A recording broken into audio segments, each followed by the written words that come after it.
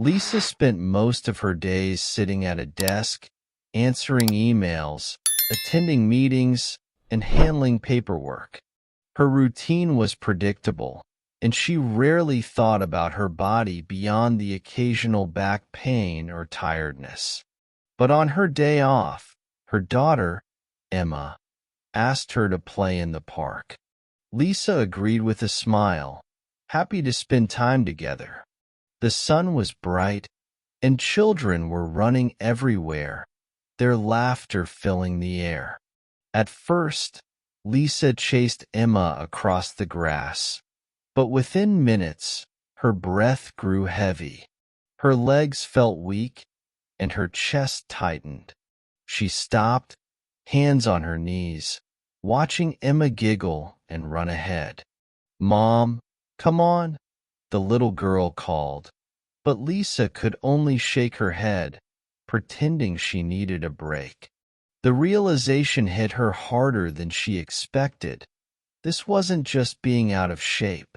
She was missing moments with her daughter because her body couldn't keep up. Later that evening, Lisa climbed the stairs to her apartment and felt the same struggle. Her heart pounded and sweat formed on her forehead. She never paid much attention to it before, but now it felt impossible to ignore. She stood in front of the mirror, staring at herself, really looking for the first time in years. The woman she saw wasn't just tired. She looked defeated. Something had to change. The reflection in the mirror was unfamiliar. Lisa traced the outline of her face, noticing the exhaustion in her eyes, the way her body felt heavier than she remembered. She wasn't just carrying extra weight. She was carrying years of neglect, of putting everything else before herself. Her hands rested on her stomach as if waiting for some kind of answer. "How did I let it get this far?" she whispered to herself, though there was no one there to reply. Memories of the park flooded back, the feeling of watching her daughter play while she stood still. It wasn't fair. Emma deserved a mother who could be present, not just physically, but fully. Someone who wouldn't be out of breath after a few minutes of running. Lisa's mind raced with doubts. Could she even change? Was it too late? The excuses started forming, but deep down, she knew they wouldn't help her anymore.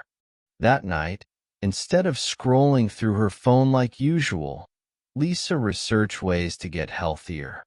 The idea of losing weight wasn't just about numbers on a scale. It was about reclaiming her life. But the more she read, the more overwhelming it felt. Diets, workouts, routines, it all seemed too much. She shut her laptop and sighed. One step at a time, she told herself. She wasn't sure where to begin, but she knew she had to start somewhere. The first few days were filled with hesitation. Lisa tried to eat healthier, swapping fast food for salads, but nothing tasted right. She craved comfort, the food she always turned to after a long day. Hunger gnawed at her, but more than that, the feeling of deprivation made her irritable. By the third day, she gave in and ordered pizza. As she ate, guilt settled in her stomach heavier than the food itself. She had failed before she even began. Exercise was another battle.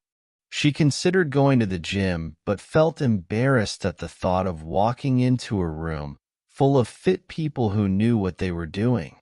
Instead, she decided to try home workouts. The first routine lasted 10 minutes before she collapsed onto the couch, drenched in sweat. Her body ached in places she didn't even know could hurt. "This is impossible," she muttered, frustrated with herself. Everywhere she looked, people seemed to have their lives together. effortlessly posting progress photos and workout routines online. Why was this so hard for her? She thought about giving up, but then she remembered Emma's voice at the park, her little hands pulling Lisa forward. It wasn't about perfection. It was about being able to say yes to those moments. Lisa took a deep breath and stood up. Tomorrow, she would try again. Lisa didn't start with anything drastic. She told herself she would walk, just 10 minutes a day, nothing more. The first time, it felt pointless. What could 10 minutes do? But as she stepped outside, the fresh air hit her skin, and for the first time in a while, she felt awake. The world around her moved at a different pace, one she hadn't noticed before. She walked slowly at first, unsure, but soon she found a rhythm. Her body protested, her legs grew sore, and her breath quickened, but she pushed forward. She walked around her block, then a little farther each day. She still felt out of shape, still struggled, but there was a tiny spark of accomplishment in finishing something she set out to do. On the fourth day, she almost skipped the walk, convincing herself she was too tired. But she laced up her shoes anyway, reminding herself why she started. After 2 weeks, the walks no longer felt like a chore. They became something she looked forward to, a moment of peace in her busy days. One evening, as she returned home, Emma ran to the door. "Did you go for your walk, Mom?" she asked, eyes bright. Lisa nodded, feeling a strange sense of pride. Maybe this was small, but it was still a step forward. Changing her diet was harder than she expected. Lisa had spent years eating whatever was convenient. Quick meals, snacks from vending machines, and takeout on busy nights. Now, standing in the grocery store, she felt lost among aisles of food she never paid attention to before. She picked up vegetables, put them back, then picked them up again. Could she really cook every meal? It felt impossible. She started small. She replaced sodas with water, swapped white bread for whole grain, and added fruit to her breakfast. The first few days were frustrating. Healthy food didn't bring the same comfort, the same warmth, but she reminded herself that habits took time. One night, she made a simple grilled chicken salad, and to her surprise, it wasn't bad. It wasn't fast food, but it made her feel better, lighter somehow. There were setbacks. Some nights, exhaustion won, and she grabbed something easy. But instead of feeling guilty, she reminded herself that one bad meal wouldn't erase her progress. Balance, not perfection, she told herself, a mantra she repeated often. Slowly, her cravings changed. She stopped needing sugar to get through the day. Her energy levels improved. Food was no longer the enemy. It became part of her transformation. After weeks of walking and eating better, Lisa knew she needed to take the next step. The idea of joining a gym had been in the back of her mind, but every time she thought about it, doubt crept in. Would people stare at her? Would she embarrass herself? One afternoon, she stood outside a small gym, watching people walk in confidently. She almost turned around, but something inside her whispered, "Just try." The receptionist greeted her with a warm smile. First time, Lisa nodded, feeling like a fish out of water. A trainer, Jake, introduced himself and showed her around. The weights section looked intimidating, and the treadmills buzzed with energy. "We'll start simple," Jake said, guiding her to a stationary bike. She hesitated, then climbed on. As she pedaled, she realized no one was watching her. Everyone was too busy focusing on themselves. Her first session lasted only 20 minutes, but when she walked out, she felt something she hadn't felt in a long time: pride. She wasn't strong, she wasn't fast, but she had done it. As she left, she noticed a woman struggling with a workout, just as she had been minutes ago. Lisa smiled, suddenly realizing that no one had it all figured out. Everyone was just trying their best. A month passed, and Lisa started seeing small changes. Her clothes felt looser, her steps lighter.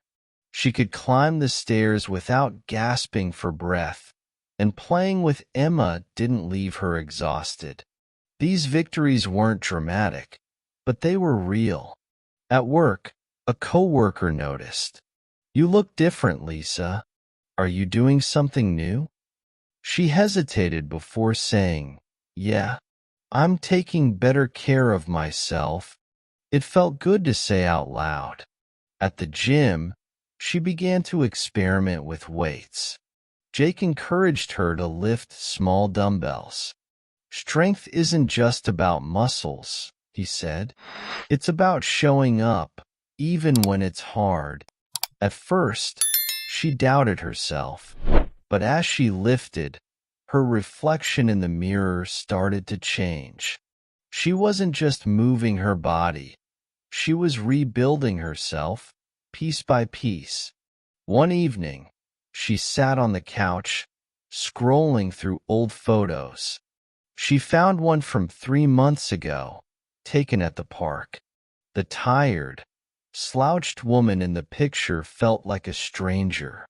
Lisa exhaled. "I'm not that person anymore." She wasn't finished, but for the first time, she believed she could keep going. Not every day was easy. Some mornings, she woke up exhausted, unmotivated. The scale didn't always show progress, and there were times she questioned if all of this was even worth it. On one particularly bad day, she skipped the gym and ordered fast food. The guilt hit her immediately. She sat at the kitchen table, staring at the empty wrapper. Old habits still lurked in the background, waiting for her to slip. That night, she called her sister, Julia. "I feel like I'm failing," Lisa admitted. Julia listened, then said, "Progress isn't a straight line. One bad day doesn't erase everything you've done." Lisa thought about that for a long time. She had come too far to stop now. The next morning, she put on her gym clothes and pushed through the resistance.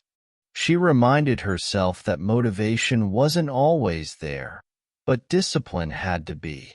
One evening, she wrote a note to herself and stuck it on the fridge. "Remember why you started." It became her anchor on the hard days. Whenever she felt like quitting, she read those words and thought of Emma, of the woman in the mirror, of the life she was fighting for. Months passed, and what once felt like a struggle started to feel like second nature. Lisa no longer dreaded workouts. She looked forward to them. The gym wasn't just a place to lose weight. It became her sanctuary, a place where she was in control. She started trying new things: yoga, hiking, even a boxing class. For the first time in years, she felt alive. Her energy level skyrocketed. At work, she was more focused, less sluggish. At home, she could keep up with Emma, playing longer, laughing louder. One weekend, Emma asked, "Mom, can we go to the park?" Lisa smiled. "Race you there." This time, when she ran, she didn't stop. The wind rushed past her, and for the first time in a long time, she felt free. The numbers on the scale mattered less now. What mattered was how she felt: strong, capable, and in control. She had spent so long believing change was impossible, but now she was living proof that it wasn't. This wasn't just a diet or a temporary fix. It was her new life. A year after she started, Lisa stood in front of the same mirror where it all began. She barely recognized the woman staring back. Her face was slimmer, her posture straighter. But it wasn't just about appearances. She felt different, lighter, not just in body, but in spirit. The doctor confirmed what she already knew. She was healthier than she had been in years. That day, she bought a dress she once thought she could never wear. As she twirled in front of the mirror, Emma clapped. "You look beautiful, Mom." Lisa laughed, hugging her daughter tight. "I feel beautiful," she whispered, "not just because of the dress, but because of the journey it represented." That evening, she sat outside, watching the sunset. She had started this journey feeling lost, unsure if she could change. Now, she knew, change wasn't about being perfect. It was about choosing yourself every day, even when it was hard. She had done that, and for the first time, she knew she always would.